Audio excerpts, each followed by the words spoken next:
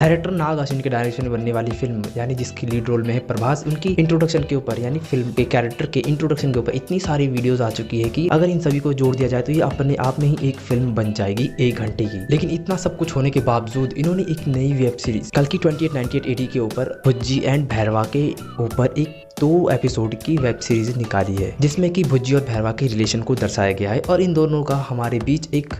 Introduction video भी हो चुका है। यानी कि अगर फिल्म आएगी तो फिल्म में हमें इसके आगे के पार्ट्स दिखाए जाएंगे या यहीं से दिखाया जाएगा, ये तो थोड़ा मुश्किल लग रहा है। मुझे तो उम्मीद है कि आगे से ही दिखाया जाएगा, क्योंकि फिल्म को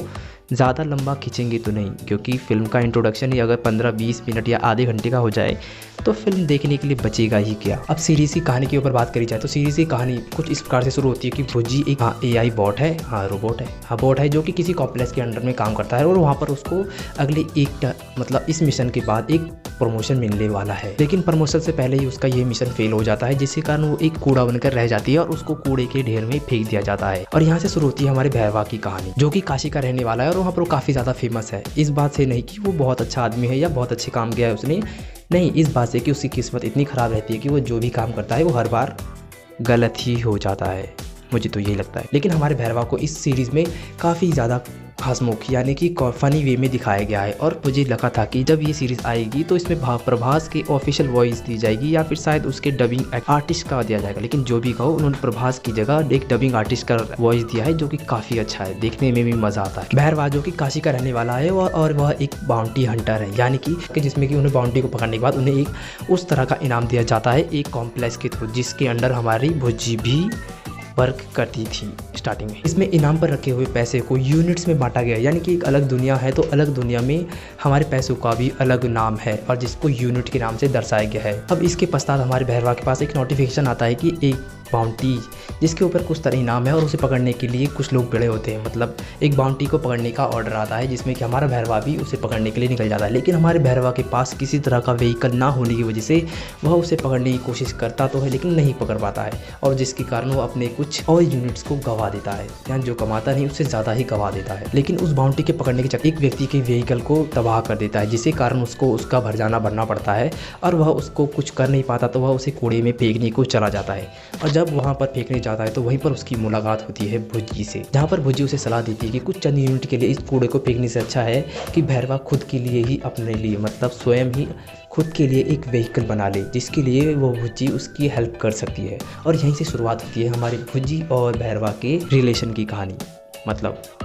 यारी दोस्ती रिश्तेदारी जो भी बोलो। अब भुज्जी क्योंकि एक छोटा सा AI है तो उसके कारण उसके पास किसी तरह का कोई बॉडी सोर्स नहीं है कि वो खुद चल के कॉम्प्लेक्स पे जाए, जिसके कारण वह अपने भैरवा को सोर्स बनाने की कोशिश करता है। अब भैरवा उस भुज्जी की सहायता से अपने व्हीकल तो बना लेता है, लेकिन व्हीकल पे चला के दिखाकर भुज्जी उसकी व्हीकल को लेके भागने की कोशिश करता है, जिसके कारण वह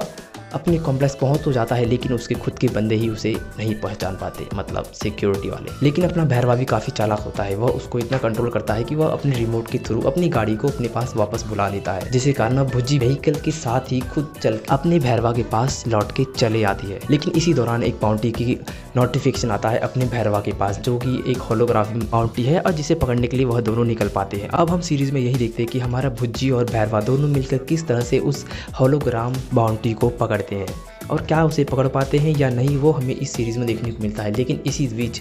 हमारे उन दोनों के बीच का एक कनेक्शन या बॉन्ड भी देखने को मिल जाता है इन दोनों के बीच, यानी कि भैरवा और भुज्जी के भी। लेकिन सच कहूँ तो इस पूरी सीरीज़ में मेरे दिमाग में भैरवा से ज़्यादा इमेज हमारी भुज्जी की बन जाती है, जो कि काफ़ी ज़्यादा मज़ेदार लगता है कैरेक्टर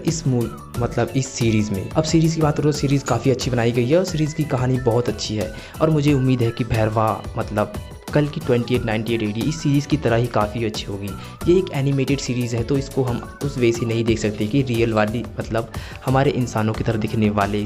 कल की 2898 AD किस तरह की होगी। लेकिन जो भी कहो, काफ़ी अच्छी सीरीज़ बनाई गई है और मुझे उम्मीद है कि ये सीरीज़ की तरह ही फिल्म भी काफ़ी अच्छी होगी। बाकी वीडियो पसंद आए तो वीडियो को लाइक कर देना और मुझे